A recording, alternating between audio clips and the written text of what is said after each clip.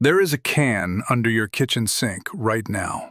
Maybe it is the yellow one. Maybe it is the one that smells like lemons. And every few weeks you take it out, you shake it, you spray your good table, and you rub it until it shines. And it does shine. For about 2 days. Then the shine goes flat again. And the next time it looks worse than it did before. So you spray a little more, and you rub a little harder, and you think to yourself that the poor old table is finally wearing out, that the finish is gone, that it has had its life, and now it is just tired wood. Here is what I want to put to you today, friend, and I want you to hold on to it while we talk. That table may not be dull because the finish is worn out. It may be dull because of what you have been putting on it. Not dirt, not age, not sunlight, though we will get to sunlight. The polish itself. Coat after coat after coat of it, going back years, maybe going back to whoever owned the table before you. Sitting up there on top of a finish that is very likely still perfectly sound underneath. And the fix is not a better can. The fix is taking that layer off, and then, very nearly, leaving the piece alone. I know how that sounds. It sounds like I am telling you that the thing you have been faithfully doing for 20 years to take care of your furniture is the thing that made it look sad. That is exactly what I am telling you. And I am going to show you how to prove it to yourself this afternoon, on your own table, with a cotton swab and about a thimble of solvent, before you take my word for one single thing. Before we go on, folks kept asking me to put the whole of this down in one place, the keeping of a house, room by room. So I did. It is called The House That Keeps Itself, and the link sits under this video. That is the only time I will mention it. Now, let us get to your table. So what is actually happening up there? To answer it, you have to know one thing about a finished piece of furniture, and most folks have it backwards their whole lives. Your table is not bare wood. There is a finish on it. Varnish, or lacquer, or shellac, or an oil finish that cured hard a long time ago. And that finish is a barrier.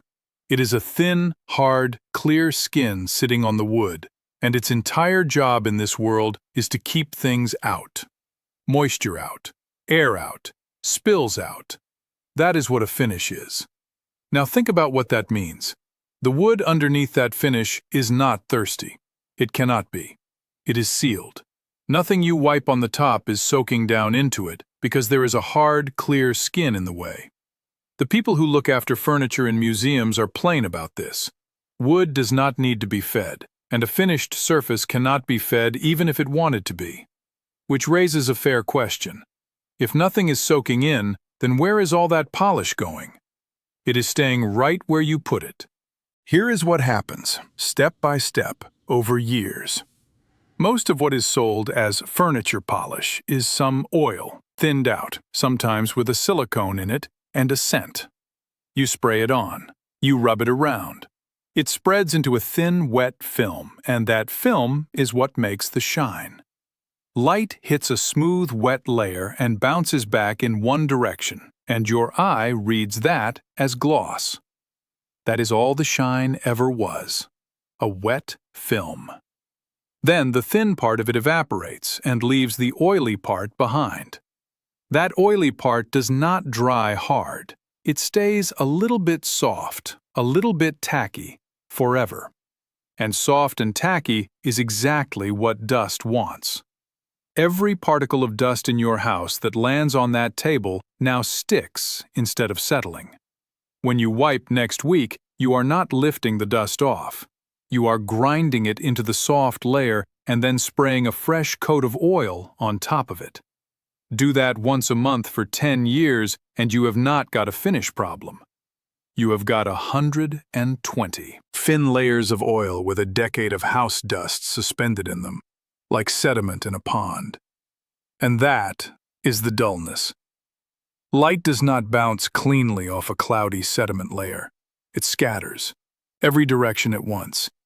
Your eye reads scattered light as flat and gray and tired. The table looks worn out. Meanwhile, the actual finish, the real one, the hard, clear skin the factory or the cabinet maker put on, is very often sitting under all of it in fine condition, untouched, waiting. You have been looking at the polish, friend, not at the table. Now, I said I would not ask you to take my word for it, and I meant that. So here is how you find out for certain, on your own piece, in about 2 minutes. You want a cotton swab, the kind for your ears, and a small amount of mineral spirits. That is paint thinner, plain white spirit, the sort at any hardware store. Not alcohol, not ammonia, not a household cleaner, mineral spirits. Pick a hidden spot, underneath the table lip, the back of a chair leg, the inside of a cabinet door, somewhere that if it went badly, nobody on this earth would ever see it. Damp the swab, not soaked, damp, and roll it gently over that hidden spot, once, twice, and lift it. Now look at the swab. If it comes up brown or amber or gummy, and if it left the wood underneath looking suddenly clearer and darker and more like itself, then you have your answer. That brown on the cotton is not your finish. Mineral spirits will not dissolve a cured varnish, or a lacquer, or a shellac. It will not touch them. What it lifts is old wax, old oil polish, and the dirt held in them. That brown is the years of cans. And the clear spot it left behind is what your table has looked like all along. I have watched folks do this on a piece they were about to pay somebody $400 to strip and refinish. They did not need the $400. They needed a rag. If that little test is worth something to you, a like helps this find the next fellow with a dull table. And if you would like to sit with me again next week, subscribe, and you will not lose the path back. All right, say the swab came up brown. Here is the whole job, and it is one quiet afternoon. First, clear the piece and dust it dry. Soft, clean cotton cloth, an old undershirt is perfect. Not a feather duster. A feather duster catches on a lifted edge of veneer and takes it right off. And on an old piece, there is always a lifted edge somewhere. Second, work in a room with the windows open. I will say more about that in a moment, and I want you to hear it. Third, take a soft cloth, damp it with mineral spirits, and work one small section at a time. A foot square is plenty. Wipe with the grain, light pressure, and turn the cloth constantly to a clean face. You will watch the cloth go brown. That is the job working. When a section stops giving up brown, it is clean. Move on. Fourth, and this is the part people skip, go over the whole piece once more with a fresh cloth, barely damp, and then dry it with another. You are lifting off the last of what you loosened. If you leave it there, you have just moved the problem around. Now stop and look at the piece in daylight. Most of the time, this is where the job ends. The finish underneath is sound and even, and it has depth again, and it does not need one thing more from you. If the piece is out where life happens, a dining table, a chest that gets handled, then it earns one thin coat of protection. And here it should be paste wax, not the can you started with. The reason is simple, and it is the whole argument. Paste wax dries hard, it does not stay tacky, and it does not hold dust. It sits there as a sacrificial layer, which is a fine old idea. The wax takes the wear so the finish does not. And on the day it needs redoing, it comes off cleanly with a cloth and a little spirit, the same way you just did. Nothing about it is permanent, and nothing about it is a trap for whoever owns this piece after you. The folks who look after museum collections use a wax for exactly these reasons, and they use it sparingly. Apply it in a thin coat with a soft cloth. Thin. Thinner than you think. A tin will outlast the table. Let it haze over for a few minutes. Then buff with a clean, dry cloth until the haze is gone and the surface is dry too. The back of your hand. If it feels the least bit slick or streaked, you used too much. Take some off with another cloth. Too much wax clouds up, and you are right back where you started, only faster. And then, here is the hard instruction. Do not do that again next month. do not do it next season. A properly waxed piece indoors wants this once a year at the most, and a good many pieces want it far less than that. Between times, all it wants from you is a soft, dry cloth over it, and your hands off the rest. Now hear this, because it matters more than any of the rest. Cloths damp with mineral spirits or with oil do not go in a ball in the trash can. Ever. A wadded, oily cloth generates its own heat as it dries, and it can find its way to catching fire on its own, with nobody near it and nothing lit. Lay them out flat and single, outdoors, on concrete or on a wire rail until they are stiff and dry. Then they are safe to throw out. Every one of them, every time, no exceptions on a busy day. Windows open while you work. No flame in the room, no pilot light, no cigarette, nothing hot. That is the price of admission on this job, and it is not negotiable. There is one more thing I want you to know, and it is the reason I am firm about what goes on your good furniture. A good many spray polishes carry a silicone in them. It gives that fast, slick shine, and it is a hard thing to argue with in the moment. But silicone does not lift off the way wax does. It works its way into every small opening in an old finish, and it stays. And it stays after cleaning, and it stays after stripping. And on the day that piece truly does need refinishing, 10 years from now, when your daughter has it, the new finish will not lay down over silicone. It pulls back into little craters. Every finisher in the country knows the look, and none of them are glad to see it. And the fix is a good deal of work that somebody has to pay for. So it is not only that the spray made your table dull this year, it is that it makes the table harder to save later. That is what I mean when I say the can is the problem. And now, since we have taken the polish away from you, let me tell you what actually does harm a finish. Because these are the things worth your attention, and none of them come in a can. Sun. Light coming through a window will fade the color and break down the finish itself over years. This is the big one, and it is quiet, and it is why one end of a sideboard is often lighter than the other. Draw the curtain in the afternoon. Move the piece off the south wall if you can. Rotate a table now and then so it ages evenly. Heat. A radiator or a heat vent blowing at a cabinet dries and moves the wood in ways that open joints and craze a finish. Give it distance. Swings in dampness. Wood takes on moisture and gives it up with the seasons, and it swells and shrinks doing it. The trouble is not damp or dry, it is the swing between them. A house kept reasonably steady is kinder to old furniture than any polish ever made. Water sitting on the surface. A wet glass left standing is what makes the white ring. Not the cold, the moisture caught under the finish. A coaster is worth more than the whole shelf at the store. Look at those four. Sun, heat, swing, standing water. Not one of them is solved by rubbing something on. That is my point today.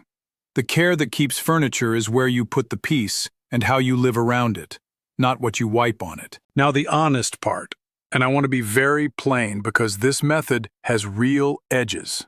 This does not fix a failed finish.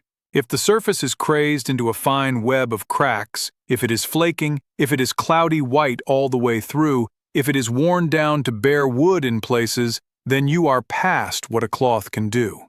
Cleaning it will make it cleaner. It will not make it whole. That is a refinishing conversation. Test first, always. Hidden spot, every single time, before you touch the top of anything. Finishes vary, and old ones vary more. Some pieces are not for you and are not for me. If it is painted or decorated or gilded, if there is inlay lifting, if there is veneer loose, if it is genuinely old and genuinely valuable, then stop. Solvent on a painted or decorated surface can take the decoration with it. Something of real worth deserves a conservator, and one afternoon of a professional's time is cheaper than the thing you cannot undo. And I will correct my own side of the fence here. The old way with furniture was often an oil rubbed on regular, and I was told the same as you were, that it feeds the wood. It does not. It never did. The old habit was formed back when finishes were thin and different, and a house was full of soot from lamps and stoves, and the oil was doing a job that no longer exists. The tradition was right about caring. It was wrong about the method. It is allowed to be both. Let us do the arithmetic, because it is not small. A can of spray polish runs $5 or $6, and a house that polishes regular goes through several a year. Call it $40 a year, and call it every year, which for a good many folks is 30 or 40 years of doing it. A tin of paste wax is $12 or so, and it will outlast you. A can of mineral spirits is a few dollars, and you will use a cup of it. Cotton cloths you already own in the rag drawer, and they were shirts once. So the whole job here, done right, is under $20, and the $20 lasts years. But that is the small money. The real money is the table. A dining table refinished professionally is $400 to $800 and often more, and the piece is never quite the same afterward because the original finish is gone forever and it does not come back. Folks pay that price every day for surfaces that were never damaged in the first place. They were buried. You have a chance to check yours with a cotton swab before anybody quotes you a number. So here is what I am asking of you, plainly, and it is a challenge more than a piece of advice. Do not touch the top of your good table tonight. Get underneath it, where nobody looks, with a swab and a drop of spirits, and roll it once. Then hold that swab up to the light and decide for yourself who has been telling you the truth about your furniture. Me or the can? If the cotton is white, then your table is honestly worn, and you know something you did not know this morning, and you have lost nothing but 2 minutes.